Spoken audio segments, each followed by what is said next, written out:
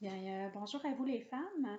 Donc, c'est une première pour nous de faire une vidéo là, pour un encouragement là, avec la parole de Dieu. Donc, j'ai pensé qu'au lieu de vous écrire dans le Voix de Victoire, j'ai pensé vous faire, c'est ça comme je disais, une vidéo. Donc, ce que j'avais sur mon cœur, le titre, c'est Enraciné en qui, en quoi. C'est ce que le Seigneur mettait sur mon cœur, c'était vraiment la parabole du sommeur.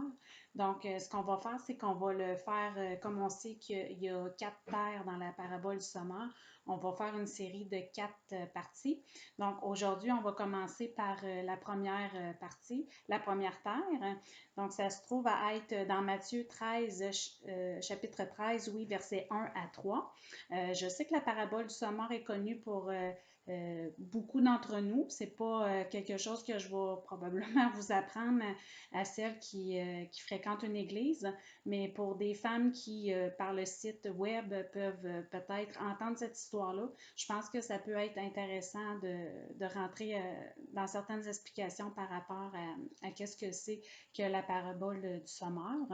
Puis, c'est un encouragement aussi pour nous, c'est un rafraîchissement de la parole. Donc, que ça puisse être pour nous une source d'encouragement euh, envers ce que le Seigneur a à nous apprendre par rapport à tout ça.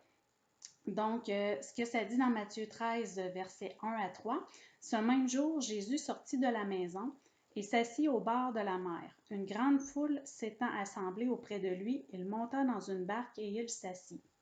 Toute la foule se tenait sur le rivage et leur parlant en parabole sur beaucoup de choses, et il dit: Un semeur sortit pour semer, comme il semait une partie de la semence, tomba le long du chemin, les oiseaux vinrent et la mangèrent. Donc aujourd'hui, on va regarder vraiment ce qui est la première semence que Dieu donne dans la parabole du sommeur, la première partie. Donc ici, ça dit qu'un sommeur sort pour semer. À l'époque, dans le temps de Jésus, Jésus racontait beaucoup des histoires en parabole. Puis qu'est-ce qu'une parabole? Ben, c'est des histoires sur forme d'images, puis même un peu tout à la fois comme une énigme. Donc, ça pousse les gens à devoir se concentrer davantage, à être attentifs sur les paroles de Jésus, parce que ça l'amène un certain questionnement, un certain raisonnement face à ce qu'il dit, parce que comme il parle de façon imagée, ça nous amène à se dire, à se poser la question de quoi il parle, qu'est-ce qu'il veut dire, qu'est-ce qu'il essaye de nous expliquer. Donc, ça, c'est une façon dont Jésus utilisait là, à l'époque pour parler aux gens dans les foules. Donc, ce qui était merveilleux dans tout ça, c'est que oui, Jésus pouvait réussir à attirer ou à capter l'attention de certaines personnes à travers les foules. Donc, ce que ça dit, c'est que, je vais le relire, c'est qu'un semeur sortit pour semer.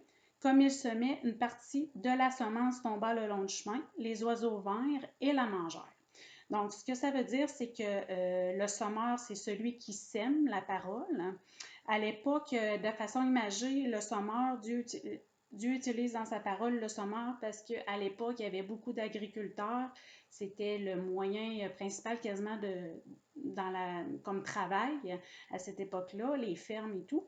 Donc, Jésus utilise le semeur, ça signifie, c'est un agriculteur qui, à l'époque, aujourd'hui, on sème avec des machines. C'est une semence qui est semée vraiment de façon quasiment parfaite dans les rangs de terre.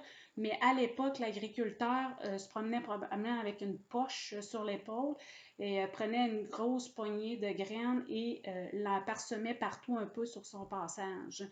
Ce qui fait que même un agriculteur le plus habile, quand même, qui aurait voulu que ce soit c'est impossible que ce soit parfait comme aujourd'hui, bien enligné, ce qui fait que les graines pouvaient se répandre un peu plus largement qu'aujourd'hui avec la machinerie qui est seulement dans un rang.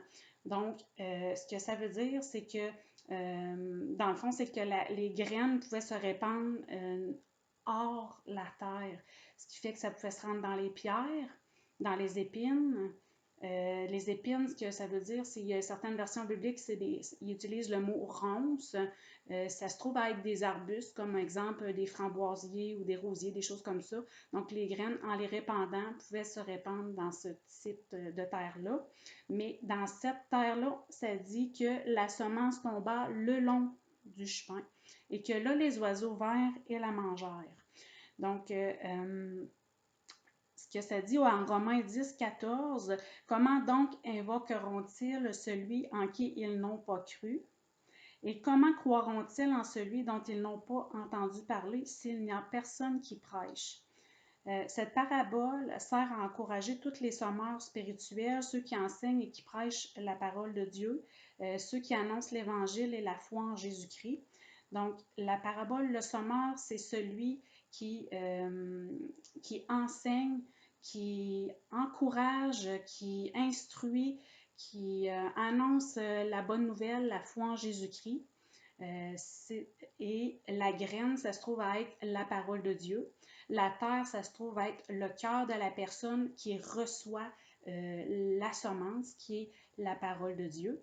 Donc, ici, ça dit, s'il n'y a personne qui prêche la parole, qui va le faire? Donc, Dieu se cherche des sommeurs pour pouvoir parler de son nom. Des gens comme nous qui connaissent, qui ont la foi en Jésus-Christ, justement pour le partager à d'autres. Et puis, ça dit que là, cette semence-là, ces graines-là sont tombées le long du chemin et que là, les oiseaux viennent et les mangèrent. Ce que ça veut dire, ce qui est merveilleux dans les paraboles de Jésus, c'est qu'il est un peu plus loin, il vient toujours expliquer qu'est-ce qu'il essayait de dire aux gens. C'est comme s'il les laisse réfléchir, mais ensuite il leur donne la raison, l'explication de ce qu'il essaie de leur expliquer. Donc, ça dit dans Matthieu 13, 19, lorsqu'un homme écoute la parole du royaume et ne la comprend pas, le malin, qui est Satan, vient et enlève ce qui a été semé dans son cœur, ce qui est la terre, comme je disais. Cet homme est celui qui a reçu la semence le long du chemin. Donc, le semeur, quand il a semé largement, ses graines sont tombées le long du chemin, ce qui fait que des fois, on annonce l'Évangile, on annonce la foi en Jésus-Christ à des gens, on sème la parole de Dieu, mais le cœur de la personne est représenté quand il dit les oiseaux viennent et mangent les graines, est représenté par Satan qui empêche la personne de comprendre ou de saisir ce que la parole de Dieu veut dire. Donc ici, si on continue un petit peu plus loin, dans Matthieu 27, 22, il y a un verset qui dit « Pilate leur dit, que ferai-je donc de Jésus qu'on appelle Christ? Tous répondirent qu'il soit crucifié. » Ce qui veut dire que quand le malin vient et enlève la semence, ça empêche les gens de comprendre, ça empêche les gens de croire puis de donner leur vie vraiment avoir foi en Jésus-Christ, dans le fond. Puis Jésus, le Fils de Dieu, dans le fond, a lui-même témoigné de sa personne. Il a été sommeur de lui-même, moi je dis ça comme ça, parce qu'il est venu, il a témoigné, il s'est proclamé le Sauveur, s'est proclamé le Fils de Dieu, s'est proclamé le Messie, mais les gens qui ont vu n'ont pas cru. Ils ont entendu, mais ils ont entendu, mais ils n'ont pas cru. Ils ont vu, puis ils n'ont pas cru non plus. Parce que dans le verset qu'on vient de lire, Pilate leur dit que ferai-je donc de Jésus qu'on appelle Christ? Tous répondirent qu'il soit crucifié. Donc, ils ont pas cru, ils ont entendu, ils ont reçu la semence par Jésus lui-même, mais ils n'ont pas cru. Ce que ça veut dire, c'est que la parole de Dieu, à travers ce verset-là, ça nous dit que c'est pas tout le monde qui va croire. Donc, on peut semer, oui, répandre des graines, mais il faut accepter que tous ne croiront pas. Dans Luc 24, 25, alors Jésus leur dit, ô homme sans intelligence et dont le cœur est lent à croire en tout ce qu'ont dit les prophètes. Ce qui attire mon attention dans ce verset-là, c'est vraiment dont le cœur est lent à comprendre. Ce que je veux vous encourager, c'est que le temps pour croire est différent pour chacun. Certains ne comprennent pas la vérité parce qu'ils ne sont pas prêts à l'accepter. Puis Dieu, ben, il va se révéler à eux par son esprit lorsqu'ils seront prêts seulement. Il nous faut donc apprendre à être patient quand on s'aime et savoir quand même saisir les circonstances pour parler de notre foi quand même en Jésus-Christ, même si on n'a pas, même si on ne voit pas de résultat, même si la personne n'est pas intéressée, même si la personne ne veut pas ou ne croit pas tout simplement, on doit apprendre à laisser Dieu agir, à prier, puis à être persévérant quand même, puis à laisser Dieu agir en étant... des fois, on veut les résultats tout de suite. On aimerait que tout de suite, quand on parle du Seigneur, puis qu'on proclame l'Évangile, qu'on voit le fruit, mais il faut apprendre à laisser l'œuvre du Saint-Esprit faire son chemin dans le cœur de la personne. Hein. Et puis, dans le fond, je vais nous encourager à vraiment se compris pour cette forme de terre-là, pour ces gens-là. Parce que peut-être que parmi certaines personnes qui nous écoutent, peut-être que ça fait plusieurs fois que quelqu'un vous témoigne de la foi en Jésus-Christ. Peut-être que vous avez écouté des choses sur Internet, peut-être que des gens dans votre famille vous témoignent de la foi en Jésus-Christ, mais que vous vous retrouvez comme un peu dans cette terre-là. Vous entendez, mais et en dedans de vous, ça vous laisse sans effet. Vous avez l'impression que c'est pas peut-être vrai, que vraiment, je prie que vraiment le Seigneur vienne vous toucher par son Saint-Esprit, que Seigneur, vraiment viens faire ton œuvre, Seigneur, dans chacune de ces terres, Seigneur, dans chacun des cœurs qui écoutent en ce moment. Que vraiment, Seigneur, ton esprit puisse venir agir, intervenir, Seigneur, dans les cœurs de chacune, Seigneur, qui écoute, Seigneur, cet encouragement, Seigneur. Il y a juste ton Saint-Esprit qui peut convaincre, Éternel. Et je prie, Seigneur, que tu donnes la patience à chacune, Seigneur, qui sème ta parole. Que tu donnes, Seigneur, la persévérance, Seigneur.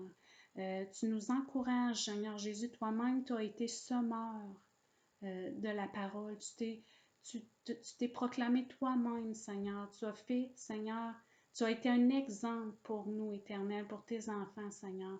Puis je te prie que chacune de tes filles puisse trouver courage de continuer de semer malgré les résultats, puis que tu puisses nous donner cette grâce-là de te servir, de semer, mais avec patience, Seigneur. De laisser les gens libres de croire, Seigneur, de laisser chaque personne recevoir et être touchée par toi au moment opportun, Seigneur. Je te prie, Seigneur, pour la persévérance et que tu puisses venir faire ton œuvre en chacune qui écoute en ce moment, Seigneur. C'est ce qui met fin à mon encouragement pour la première terre. Je veux juste vous dire, en attendant les femmes, qu'on puisse vraiment, comme les agriculteurs de l'époque, se pogner une grande poignée de graines dans notre poche, puis qu'on puisse semer avec abondance, sans compter, sans regarder qui peut être touché ou pas. Soyons patientes, puis persévérantes dans l'œuvre de l'Évangile, puis qu'on puisse grandir dans tout ça, puis trouver force et grâce de par le Seigneur qui nous fortifie dans tout ça, puis qu'on puisse même trouver une joie de faire les choses. Soyez encouragés de continuer de semer, puis que celles qui sont en attente, bien, que le Seigneur vous garde, puis que Dieu nous aime, il nous laisse libre de choisir, il vous aime malgré votre choix, il vous laisse libre de choisir. Et je prie que, au temps opportun, que vous puissiez trouver, arriver à vous abandonner, puis à pouvoir vous faire confiance en ce Jésus qui a été crucifié par amour pour toi, pour nos péchés à chacun d'entre nous, parce qu'il nous aime, puis qu'il veut nous affranchir, puis qu'il veut nous donner la vie éternelle. Donc, sur ça, je vous souhaite un beau mois. On se revoit le mois prochain pour la deuxième partie qui est la deuxième terre. Merci à vous. Bye!